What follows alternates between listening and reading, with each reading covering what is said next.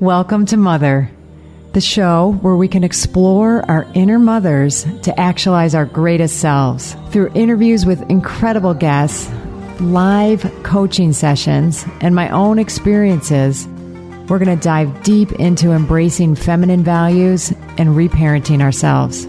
So be prepared to show up, hold space, and be mothered in a way you never have before, but have always needed. It's time to rewrite the mother code.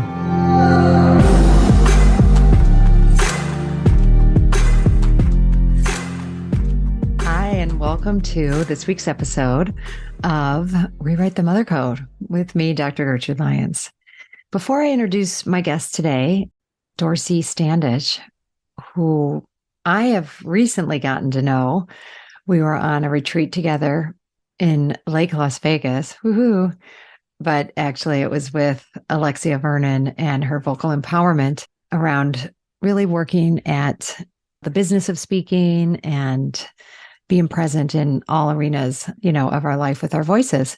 So she has really been instrumental, Alex, that is, in my journey, getting this message out, getting my voice out there. And I will tell you, it's been a years long, I think it's probably like 4 or 5 years now of a journey that has been so profound and on many levels, just putting things together to do a first keynote in 2019 and really come up with a signature talk on Rewrite the Mother Code, which, hey, guess what? Involves talking about yourself and my whole journey. And I had never done that to that degree before. So huge gratitude there. And then continued huge gratitude for the group that she leads, that some women are part of it that I've known all that time. And then new women like Dorsey. And Dorsey's a new mom, and you're going to hear a lot about her story.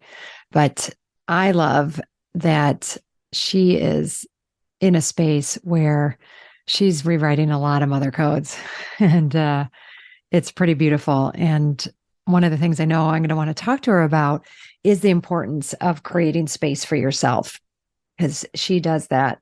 She has been learning to do that. So I think we're all going to be happy to hear about what that takes, what that has taken for her with a stepson and, her new baby. So pretty cool in that regard.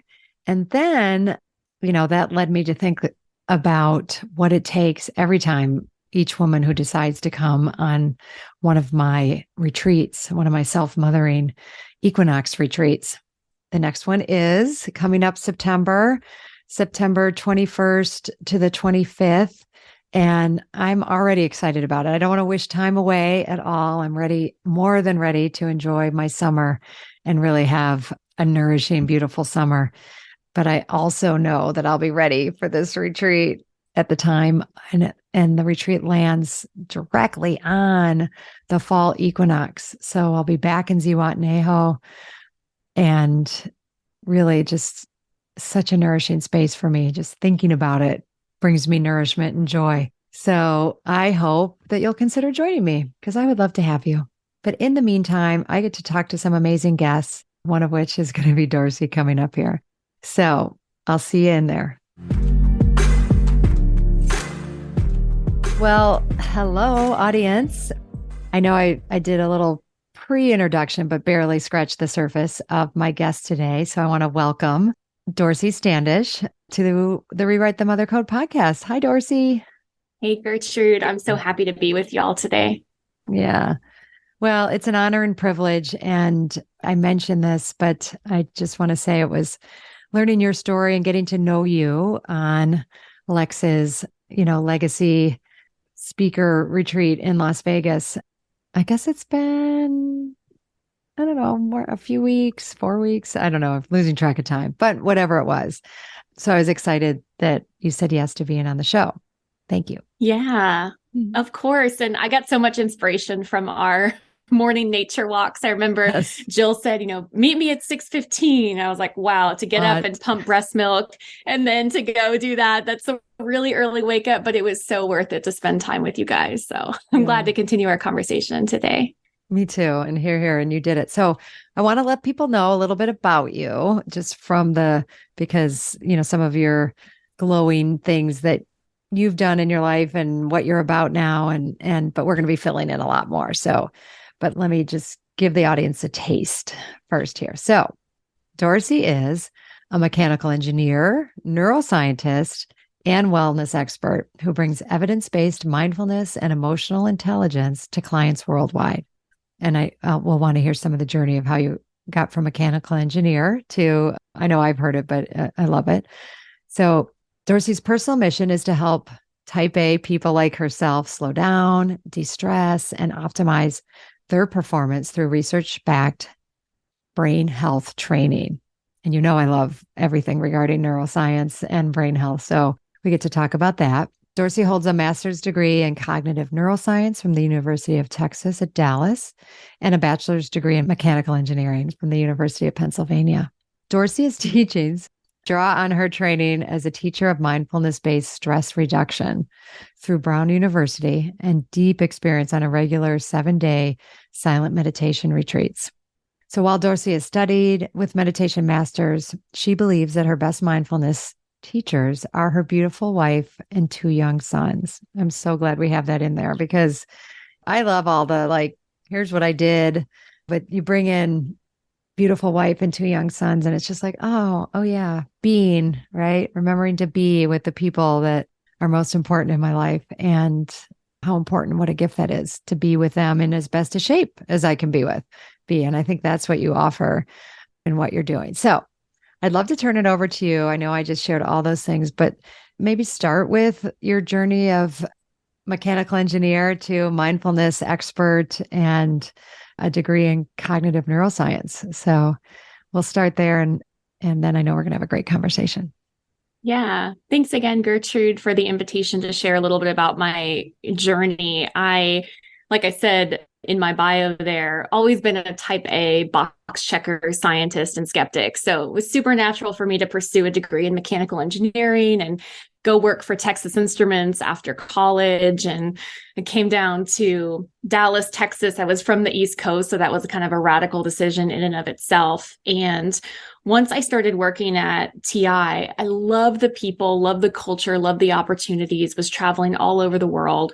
But I found myself kind of obsessively climbing the corporate ladder, getting on that corporate treadmill. And in the spring of 2015, I had an experience of complete burnout, mental, physical health crisis. And my doctor said, you really need to slow down and take some time off to recover. And it was a really scary moment for me because work had been my whole life. And to take that away, and I had to just sit with myself and heal. And it's like, what does that mean? You know, how do I heal? How do I take care of myself? And in doing some research, because again, I'm a scientist, I came across meditation again and again. I'm like, oh, you want me to sit still and do nothing? This sounds terrible.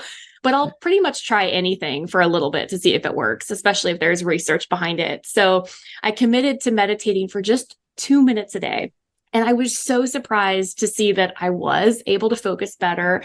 I was less reactive in stressful situations. And I had this intangible benefit of starting the day by giving to myself. I know that I'm not unique as a woman, as a mother, that I'm kind of oriented to give to others. And so I found that a mindfulness practice in the morning was one way to give to myself before I went on to focus on giving to the world around me. Yeah. And I got so into these practices that I couldn't help but want to share them full time. So I started teaching classes at Texas Instruments to the Women's Initiative. And it was after a particularly inspiring workshop where I had executives put their phones in this basket. And I was like, you've got to be present. And I had this experience of peak state and flow state. And I was like, this is what I'm meant to do. And quit my job a week later and was like, I'm going to make this work. I'm going to do wellness full time. It was through that kind of inspiration of going deeper into brain health and the science aspect of the practices that I went back to school to get the master's in neuroscience, and then also leaned into more formal training, mindfulness-based stress reduction through Brown University. So I love to combine in my teachings through my company Mastermind now that element of science and research, but also the relatability and the storytelling of, yes, I have a partner and kids, and my life is a little bit chaotic, just like almost everybody's I know. And here's how I use mindfulness, right? And kind of bring the audience in as we're all human beings. We all have this brain. How can we optimize the tools that we have to show up as authentically, as healed, as present as possible in what matters most to us? Oh, it's so beautifully said, both like why this is important and why it matters, Dorsey, but how it mattered to you and the difference. And I think that's when this is a loose thought that it just made me think of, because it was like, well, based on like how I operated, I got it made sense to get a mechanical engineering degree, right? And no waste in that. Like, that's a beautiful thing, but we don't ask ourselves those things, or maybe we just don't have the life experience that you just then had with meditation to say, like, this is what I'm meant to be. Just thinking, how could we figure that out so we can get at that right from the get-go? But I don't know. It's a life journey, and that you're the here now is what's important, right? And I was also thinking while you were talking, particularly in the mom culture, but I think this is generalizable, but a lot of times what you'll hear from people is like, oh, I don't have time to meditate. Or I think there's also misconceptions of that, meditating takes like an hour. Like I have to do it for long periods of time, or it just doesn't do any good. And, we're all about kind of busting myths that get in our way from having something, like this that can be so nourishing and so beneficial to us. So what are some of the misconceptions or misbeliefs or the beliefs that you had to break through, and then ones that you hear in the clients that you're working with, and how you and they have overcome them? Yeah, of course, Gertrude. And I want to actually bring it back to something you mentioned, these codes, right? That we kind of operate with unconsciously, like, oh, well, I'm good at science and my mom says I should be a physicist, so I'm going to be an engineer, right? It's like oftentimes we're programmed one way, and until we pause and notice and question things, we don't have an opportunity to rewrite our codes. And I think a lot of us have been programmed with the code that as moms, we don't have any time. We have to take care of other people first. And, meditation is a luxury, or self-care is a luxury, instead of the way that I've come to see it after a lot of work and reframing of, no, self-care and wellness are the necessities I need that lay the foundation for me to show up as the best mom, the best business owner, the best partner that I can be. So I hear a lot of those old codes, those old ways of thinking in the clients that I work with. Like you said, my favorite is, oh, I don't have time to meditate. Right. And there's a joke that if someone says I don't have 5 minutes, then they need 15 minutes, right? Because they really need that meditation time to slow down enough to be more efficient with their time later on. I also hear, oh, I can't meditate. My mind is too busy. I think that's probably one of the biggest misconceptions I had when I started, was that I had to sit a certain way and be perfectly calm in order to do it right. Yeah. And I love to remind people, especially those who are type A like myself, that there's no right way to practice. It's simply about awareness and waking up. And for me, in making those healing shifts to rewriting some of the codes that I had programmed in early on, that awareness was like the sun. It was like a light bulb, right? And when a plant sits in the sun, nothing happens immediately, but over time it begins to grow and transform. And so I found that awareness was really healing. And I tell my clients, even noticing that your mind is really busy, that's like the sun shining on those busy thoughts, right? Nothing might happen immediately, but there's the opportunity for shift and change whenever we notice what's happening. So I love to teach mindfulness in a way that's not about being calm or even focused. It's just about waking up and noticing what's here without judgment. Yeah, I love that. And it's so true. And I've had to hear that many, many times, like there's no wrong way to do it. Or, it was so useful to hear, even a couple minutes a day makes a difference. It's like, okay, I can start there and know that anything is going to, but you're building muscles. And that's what I loved, your metaphor of the sunlight, giving some consistent sunlight to help it grow. I think in a different metaphor also, it's like every little bit you do is building some muscle. And if you haven't meditated before or haven't done this kind of practice, of course, it's going to be uncomfortable or, new. It's just going to be new, I think is something really important. And I had a guest on, David G. is in the world of mindfulness and that. And I did some meditating with him, and I knew I knew this, but I don't know. I still always felt like the real good meditators sit up straight, and that posture is so important, and consciousness. And I love that he also said, no, you're not going to do it if you can't be comfortable. Like, even if some of those things down the line could be helpful or add to your practice, that's fine. But lay down, sit down, get in a comfortable position, because otherwise you're just definitely not going to do it. And I thought that was useful. And we're talking about this particular practice, and I want to keep talking about this practice, but then we can generalize it to anything new that we're doing. And I think the bigger code that we're rewriting that you mentioned was women don't deserve self-care. That's not our job. Our job is to give it to others. And then maybe if there's time, we can give to ourselves. And that just, even though we kind of in our head know that that's not true and not right, until you experience it, till you see the energy that you're talking about, that you have more of to then give, this giving to yourself is critical. It's so critical. And I really love that you're doing something to help us that and provide a forum to make it happen, because that's what we need. We need the support, and then we can start creating. I don't know, I almost hate to use this word discipline, because that can kind of turn people off, but it does become something that I think starts to not just feel like a thing I have to do, but a thing I want to do. So I don't know. Those are some of my riffings. Does that make sense, or what are you? Oh, yeah. No, it definitely resonated with me. And what popped into my mind is something that we say in the rooms of 12-step recovery, which is another topic we can get to if it's relevant. Sure. You can't think your way into a new way of acting. You have to act your way into a new way of thinking. And so I think we hear these messages. If I just tell myself enough times, self-care is a necessity, not a luxury, right? That will change something. But for me, what was so powerful is actually taking those 2 minutes. You're talking about just a short amount of time. What habits? You use the word discipline, but even just what actions can I take? Because the habitual part of our brain doesn't learn through verbal commands, right? Nothing we tell the most ancient evolutionary part of our brain is going to make it change its habits.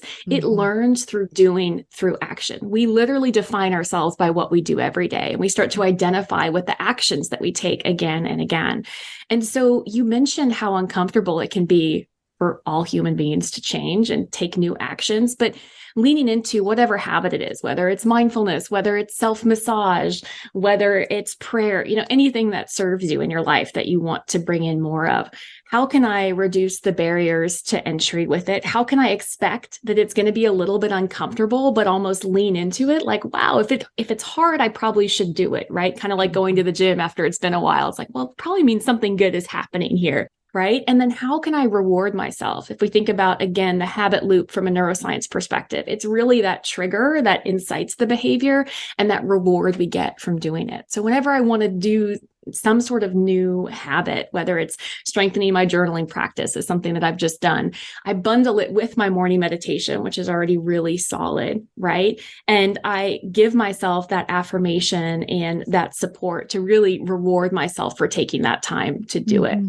So for me, looking at it through the lens of science and understanding, change is hard. Of course, this is how our brain works, right? We're habitual creatures. 40 to 90% of what we do every day is habit. But if I can shift those habits, how powerful can that be for myself and the way that I show up? And really, again, talk about rewriting, reprogramming our codes, keeping that idea in mind that, yes, we can think differently, but for me and for a lot of people, what's most powerful is acting their way into that new way of thinking that we want to show up with. Oh, that's so true. And I love the recovery, the 12-step. Was it 12-step, the program? Your recovery program? I love that framework, because even, a fake it till you make it, you got to be in that action. And I love how you're explaining this and underlining it is so important, because I know even just as a coach, I got to give people stuff to do, right? Like, I do think expression and sharing and kind of digging in and our time together in a coaching session is valuable for that. But then if 2 weeks go by and that's like all you did, you're not practicing anything new. And that's as you said, it's the only thing that's really going to rewire us, right? Is that action and that practice. And sometimes that practice is practicing new thoughts. It might not look as overt and external. But I've had to create many practices around dismissing the negative thoughts that come fast and furious. And I'll probably never get rid of them, but I don't have to give them as much airtime. And that's a practice, right? Like that's a doing and a practice. So some of them may look more external, but it's still something that we're doing to have that come about. So I love this. And so now you have a 5-month-old. Is that how old he is? Or is he 6 months? He's not even 4 months. He's 3 months. 4 months. Yeah, but he's the size of a 1-year-old. So you're right on track. That's right. I loved hearing your beautiful birth story. So if you wouldn't mind, like, because I love there are ways that even getting your process of getting pregnant and the choices you made around birth and things like that, I would say you were very mindful about, and you did some very critical thinking, all parts and processes of, our living, our identifying the codes that were there, and then choosing out of kind of knowing what the different possibilities were. So if you wouldn't mind, kind of sharing what were some of the ins and outs, ups and downs of that journey for you? My wife and I have the slightly more complicated situation, right, of being a same-sex couple, of being two women. So we get asked a lot about this journey, and I'm so happy to share. So she actually had our first son, Owen, who's now 12, through IVF before I met them. So I met Owen and Mary when Owen was about 7 years old. And we, deepened our relationship, made the decision to be committed to move in, to get married. And I had always wanted to carry at least one child of my own and have that experience. And Owen, our oldest, has always wanted a bigger family. He's like, can we adopt? Can we do, something? Because he loves people. And so it was really natural for us, even before we were engaged, before we formalized the marriage process, we were like, we want to look into getting pregnant. And there's a great fertility doctor here in Dallas. And like you said, same-sex couple, it requires a lot more kind of awareness and intentionality around this decision. Yeah. But we were lucky enough that anatomically, I was healthy and good to carry. And right as we were about to make a decision about a donor, we had this magical moment happen. It was right around Christmas of 2021. And we got this call from the donor bank that Owen's dad's sperm had become available. It was restricted, retired. We could not have the same donor. We were kind of like, okay, I guess we're going to have to choose someone different. And right around Christmas, they're like, we have 2 vials of the sperm. And so you can have you can have kids that are biologically related. And we were elated. And the only thing that meant is that rather than go like an IUI route, we had to go to do IVF. Since we only had 2 vials of sperm, we wanted to make sure that this process worked and that Owen would have a half brother or half sister. And so I went through the IVF journey and got pregnant in May of 2022 and gave birth in January of 2023.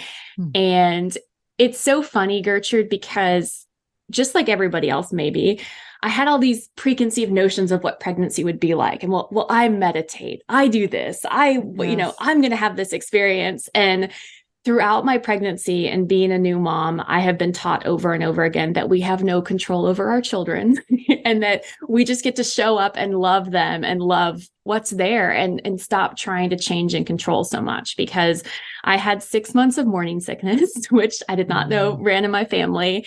And then I had heartburn and swelling and extra fluid. And it was like, and I was still speaking on stages through December when I was, almost 9 months pregnant. I was determined to keep speaking and be a representation of a mindful mom or whatever you want to call it, and be honest about the challenges I was having with pregnancy and also take care of myself so that I could still show up for what mattered. So really intricate and demanding journey that helped me care for myself on an even deeper level, truly. Of course, I had this other plan of having a natural childbirth, mindfully breathing through the whole thing. And my baby was too big. His head was too big. He wasn't dropping. I bounced on the ball. I drank the red raspberry leaf tea. I did all the things and he wouldn't move. And I had to have a C-section at 38 weeks.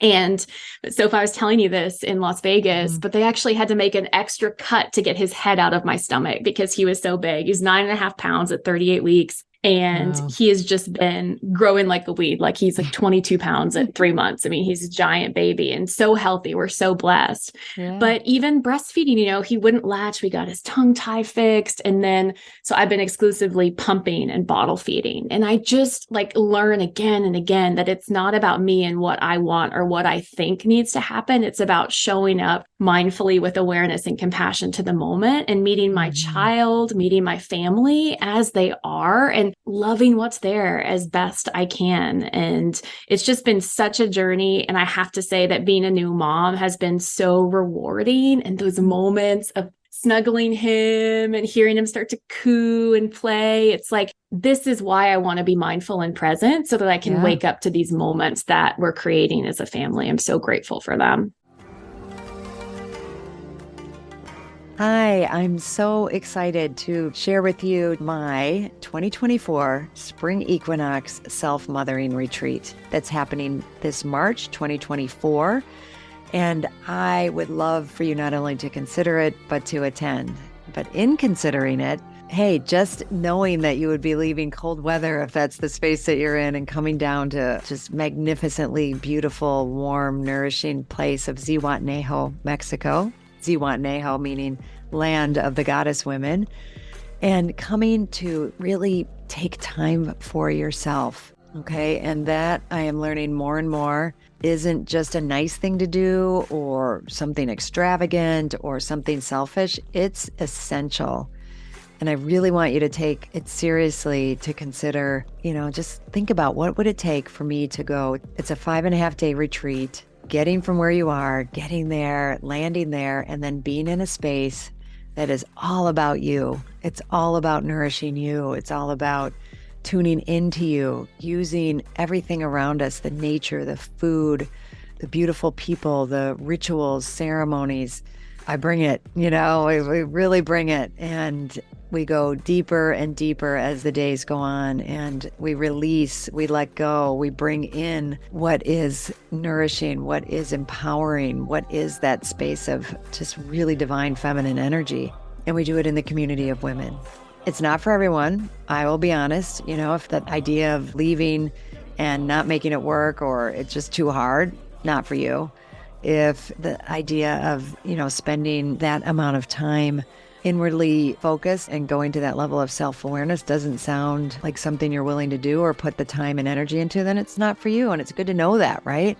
So this is for people who are serious about what it means to mother themselves, what it means to take time for ourselves, and that gift and what that gift can bring to us. It was originally right after my fall retreat. It filled right up. But now some people, it turns out, are not able to come. So I do have a handful of openings. And if you're listening to this and you're willing to take that step, please reach out to me. We can do a discovery call, or you can put a deposit down. I would love that. And you can do that by going to my website, www.drgertrudelyons.com.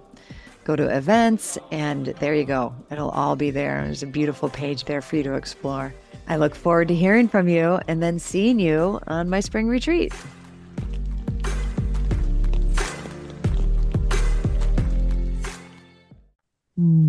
That's so beautiful. And I love hearing this, your journey, right? Well, I love every woman's journey, but when I'm in the moment with someone like you, and I think, underlining, I maybe made these choices more mindfully. I didn't just fall under the, this is how you do it. Or, you were very in together with your wife, were very conscious and aware, but that doesn't mean it's going to go according to plan. Right. And then that's really where the awareness and mindfulness comes in. And, maybe we had backup plans, but even if we didn't, around those things, I think it just keeps coming back to can I just be as present with myself as possible in those moments, and then we're going to make choices, and then we're going to have feelings about those choices either way. Right. And I love hearing your joy along with some of the maybe sadness of the disappointment of it not going exactly as planned. And that's okay too, right? We don't have to pretend that, that wasn't something that you had. And I think sometimes that's a place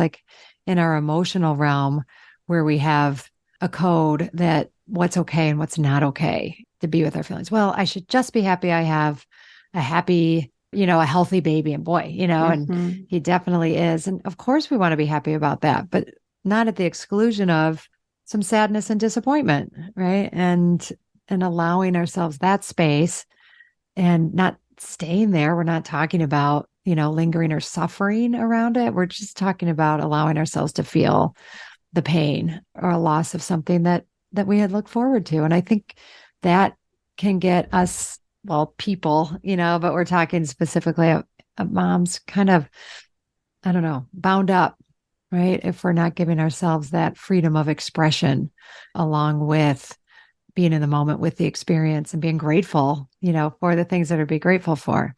And we hadn't talked about that part, but I think you mentioning it I really want to underline that piece because there's a lot of power and magic and beauty in our emotions, and it's part of our system, right? Like from the physiology, of how our brain works, but also our physiology is we're emotional beings that think, right? I also think we're spiritual beings that living a human life, but we are emotional beings that think. And that's a paradigm that needs shifting because many of us think it's like, no, we think, and occasionally it's okay to feel, but not so. Yeah, we are like you said, we're wired for emotion first and then that rational thinking bit. And I'm so glad you brought this up because it's one thing for me to look back 3-4 months ago and laugh about how I had to have a C-section instead of a vaginal natural birth. But you're so right to underline there was so much grieving. I mean, my poor partner was like, how long are you going to cry about this for? We just need him to be healthy, right? And for me, grieving that loss of that natural birth that I wanted to have. And same thing when he wouldn't latch breastfeeding. I mean, there's so much pressure and like, it's the mom's fault. How can you not breastfeed? And quite literally, it was like his mouth wouldn't latch. There was nothing wrong with me, but we take on so much blame and responsibility and society's opinions. And I, again, had this whole idea of wanting him to be at the breast. And I'm so grateful that I can feed him breast milk. And it looks really different than, my ideal or what I thought it would be. And I think it's so important that we hold space to grieve and feel the emotions that are coming up and not just, some people will call it spiritual bypass, right? That we not just bypass the challenge and be like, oh, well, I'm so grateful that it's this way. It's like, no, I need to feel these difficult emotions to heal. And then I can shift. But it's not a magic, this shift didn't happen for me in the moment or even overnight. It was days, weeks of working with those emotions and holding space for myself, just like we hold space for our kids, our families, right? Giving that to ourselves and allowing ourselves to shift slowly, kindly, gently. Hear, hear. Oh, I'm glad I brought that up then because I didn't know that so much about that part of your journey. And we can. And I think it's an important part of the telling because, now we're on to the next thing that we're, engaged in, and then, the support. And sometimes we do need that voice. Like my husband sometimes was a good voice of like, okay, I understand that like this next thing is hard or uncomfortable, but it's time. Right. And we'll have those and just being a voice of clarity around that. And okay, like, and it's okay to say, like, how long do you think this is going? And for you to say, I don't know, but please, keep holding me and checking in on me, right? We don't have to have, I said, well, I don't know, maybe it feels like another couple weeks, but we'll see. And we can have those kind of conversations without knowing really, right? But it honors. And I think honoring losses like that, women I know that have had miscarriages and at various stages. And, that's another place where women's pain can often be silenced. It's like, well, you'll get to try again. It'll be fine. And just trying to wash over that and not give space for the grieving, of any of these losses. So the loss of an experience that we thought we'd have is also important. So we're underlining that. Now, I also know, like, as you said, when you came on the retreat, he was 3 months old. I know a lot of women that would say, oh, there's no way I could travel. There's no way I could leave my baby. That's just not possible. So I love when women are showing like, nope, it's possible. And but still mindfully, right? Like, and still with all the emotions that came with it, all the challenge that comes with, I have to say, having breastfed many 20 some years ago, we did not have the technology of a walk around breast pump. So I was very jealous, but happy to see that this has become much more doable. But it was kind of fun to ooh and ah over that. But can you talk a little bit about like the mindset that you had, or what, led you even to make that choice to come in person to this retreat, 3 months postpartum?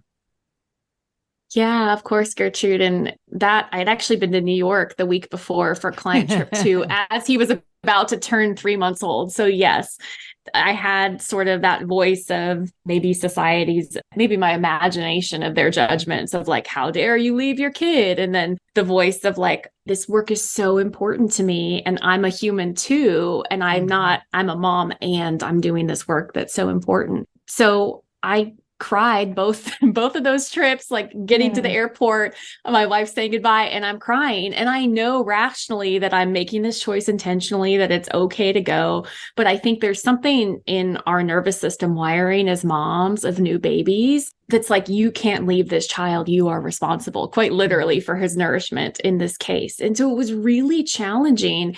But I've seen in my life what happens when a mom becomes a martyr or sacrifices themselves in order to take care of the children. And I never want to identify as sacrificial or as a martyr. I want to stand in my power and make intentional choices that support me and my family.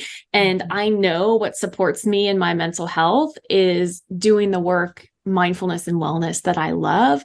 And people will say this. I think it takes some negotiation to find your expression of this, but that a healthy, happy mom is the most important thing for your kid, right? And for me, I was one of those moms. Yeah, I was one of those moms that was so eager to get back into work. I think I took, the first 2 weeks totally off. And then by like 6 to 8 weeks, I was starting to have some meetings and get back into it. And it gave me so much life and joy and that connection. And I want to show my baby and our older son that it's important to do what you love and believe in yourself and make intentional choices, even when they're hard. And I was able, I took a trip actually the following week to Galveston, Texas too. I had a really busy month of April and May. And that time I didn't cry. It was a different kind of partying, right? And every time I have my coolers and my pumps and, I have all these things I'm doing, my door hanger for the convention center in Galveston, so I can go into this room and pump. It's crazy the things we do for our kids, right? But it was different. And so I think another example is we took our baby when he wasn't even 2 months old yet. We took him on a plane to Jackson Hole. Again, controversial decision to bring him to Wyoming, but we have a place up there and we love it. And I can't tell you how many parents I talk to whose kids are almost a year old and they're going, oh man, we haven't traveled with the baby yet. We're kind of nervous. And I think with all of these things, it's like ripping that Band-Aid off, right? It's going to be uncomfortable. Mindfulness practice or traveling, whatever it is going to be uncomfortable. And I'm grateful that I have the support system and an awesome wife that encourages me to keep taking those steps forward, even when they're scary and uncomfortable, because it broadens horizons so much. When I know I can travel and do this, we can travel and do this. It makes the world seem much bigger, possibilities much more open. I don't have to stay in that place of fear or unknowing as long. Yeah, here. I love that so much. And you brought up so many important things like the busting the myth that what's a good mom? And really in our culture, you can't win, right? A good mom stays home with her child. Like that's been around for a long time. But then the super mom does it all, right? She does work, but we're talking about making the choice that works for you. Like this brings you life. It brings you happiness. And I love underlining the happy mom, happy baby, happy family. It's just absolutely true. And I don't think people give that enough credit for what it is. Like I can see how life-giving, your work is, and the consciousness, like that's what our family's choosing to model for our kids. It doesn't mean that, a mom choosing to stay home. It's like, I'm showing this possibility in whatever one we're choosing. Like, how present am I with myself? How nourished am I in it as I'm doing it in the choice that I'm making? And if I'm not, then I need to look at how to change that, right? Because I think then that's what the kids pick up on. If we're trying to be a model, they're going to sense martyrdom. They're going to sense victimhood. They're going to sense the fact that like I'm doing this because I'm supposed to, right? And I think as much as we can let go of that, the better, for sure. And you mentioned having a good amount of support. And I know we talked about this because another myth is like, oh, I got to do it all myself. A good mom figures it out and does it all herself and, should be doing certain things for sure. So do you mind sharing some of the choices that you made around bringing support into your life so to take care of yourself and what that was for you?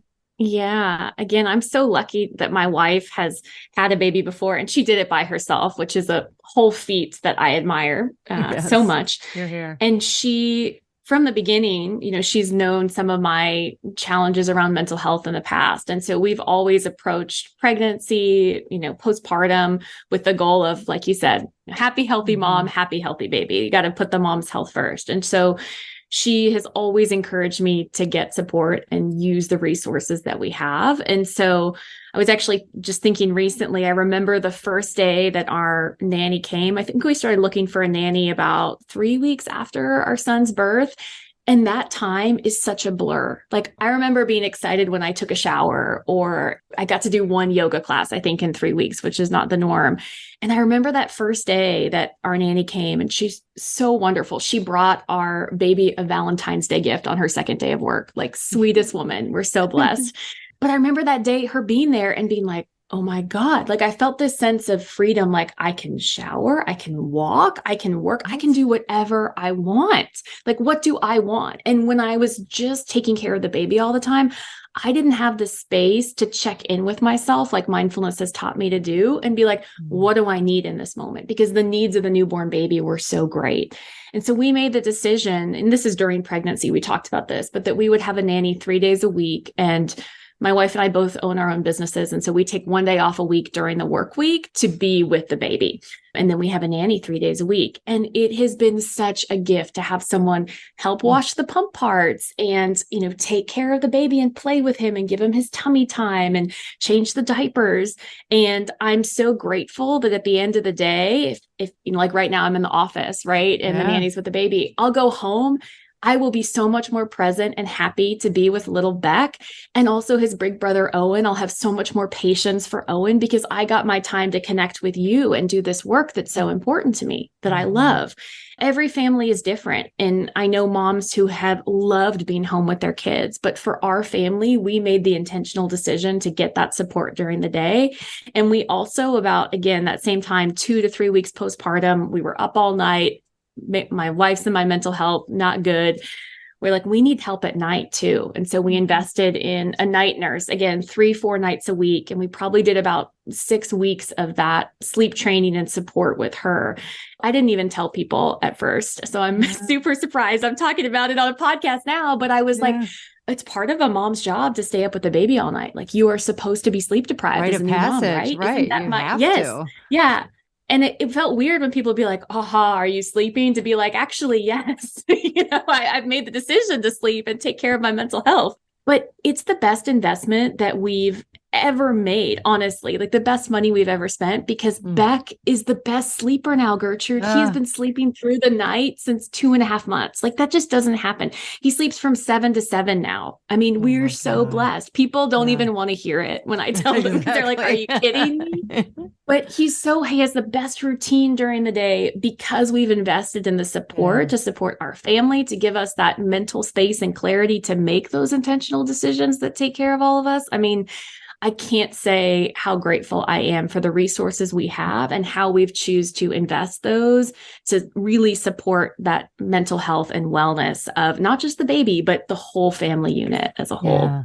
Oh, so beautiful. And I love that you own the fact I didn't tell people, but that has to be a secret that sorry. Like I got to keep it under wraps that I took care of myself and I did something that invested, got sleep and got my baby sleep trained. And now it's paying off. Like, I better keep that quiet. Right. That's what's so, that's like the big code that I want to rewrite, that that we are inspired by other people's decisions. And I understand that something like that does require some financial resources. So I also want our whole system to change, obviously, because this is really how it should be. But because we used to have community, we used to live in community. It's not like, since time eternal, women did it all themselves. No, it was a community and everyone was helping each other out and lending hands. And it wasn't until we started separating and siloing more. And so now we're just figuring that out, but then we're supposed to feel bad about it, right? But so again, I'm glad you didn't listen to the myth, right? And just think like, oh, this is what you do. We suffer through, and took care of yourself, and what a difference that made. And so I guess next step is to then, and this is what we work on too. And when you're living a new code or doing it differently in a way that you're happy about and takes care of you, that way it's okay to share it, that other women can have enough of sense of themselves to be like, oh, either like, damn, I wish I hadn't, or I'm so jealous and I wish next time I'm going to do it. I'm going to do that too. You inspired me, that we can buoy each other in it versus judge each other, so I really want us working on that. So thank you for all of that and all that you're doing and all the ways that you're bringing mindfulness to yourself that's then rippling, affecting.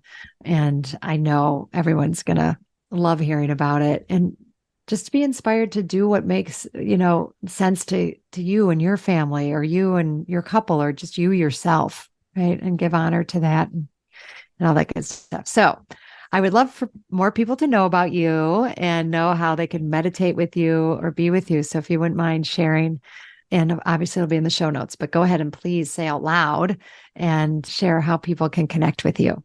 Yeah, thanks so much, Gertrude. So we talked a lot about mothering and momhood today, but I believe that a lot of our clients at Mastermind, my company, right, are working parents or juggling multiple responsibilities and rewriting their own codes, whether that's about motherhood or how they show up in the workplace or how to pause and make those difficult choices to care for themselves or speak their truths. So our work at Mastermind is all about bringing these tools of mindfulness and emotional intelligence into corporate spaces through the lens of neuroscience and brain health. So it's myself, and I have a great team also with physicians and nutritionists, and we really take a holistic science-based approach to wellness in the workplace.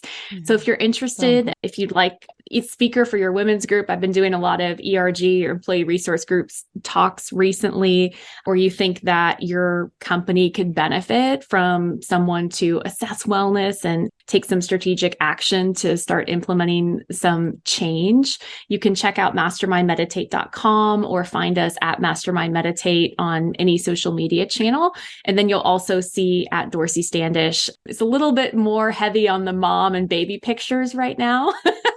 So if you're into that, follow me there. And we've been sharing a lot of mindful mom tips. Actually, Gertrude, you were on our Mother's Day post with your amazing advice to new moms, right? That was meant so much to me. Thank you.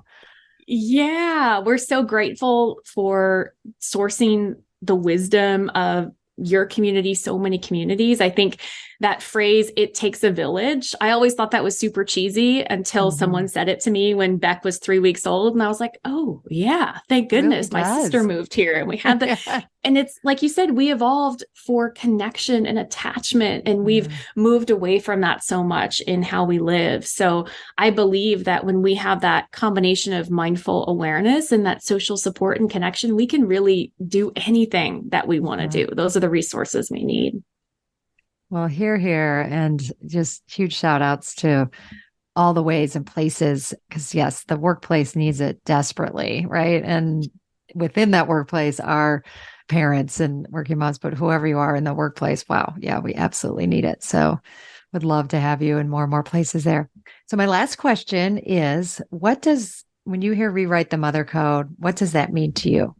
Yeah. So I have to say, the first time that I heard that, it honestly brought me back to my college engineering days of programming computers, writing code, right? And just thinking about code is like what boots up our computers. And it's so easy to get stuck in the same codes, the same ruts, the same patterns. And so for me, rewriting the mother code involves that conscious awareness, that mindfulness, turning on the light and like looking at that code. When I worked at TI, our engineers would always be like, oh, don't make me go back to that code. I wrote it too fast. It's not very neat. It's messy. So like turning on the light and looking at the codes, even if they're uncomfortable or like, oh, I don't like that, but I have that belief.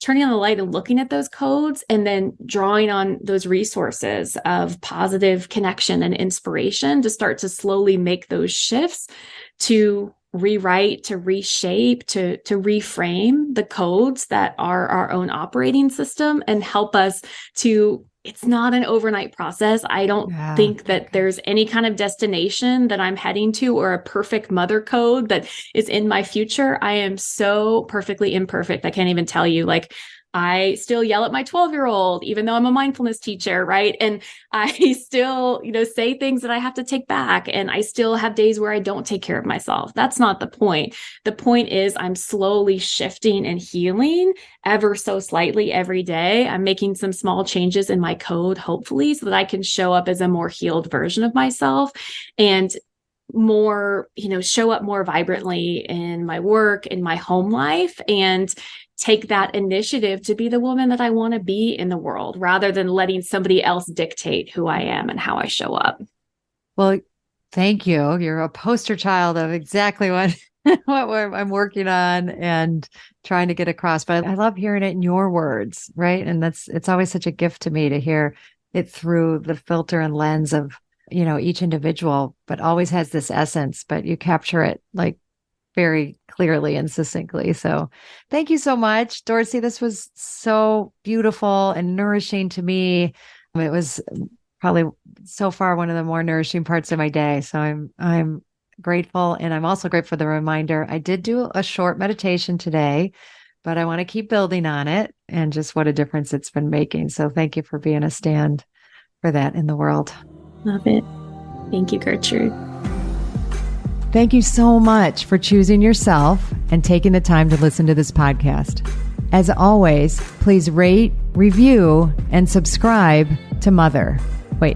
Subscribe to Mother. It helps other people who need this message, aka all women, well, actually everybody, men included, find it. I'm honored to have you on this journey in mothering yourself. Remember, change is uncomfortable, but it's beautiful, and it starts with us. And if you can't wait until next week's episode, follow me on Instagram and LinkedIn at Dr. Gertrude Lyons or at my website, drgertrudelyons.com. I'll see you next time.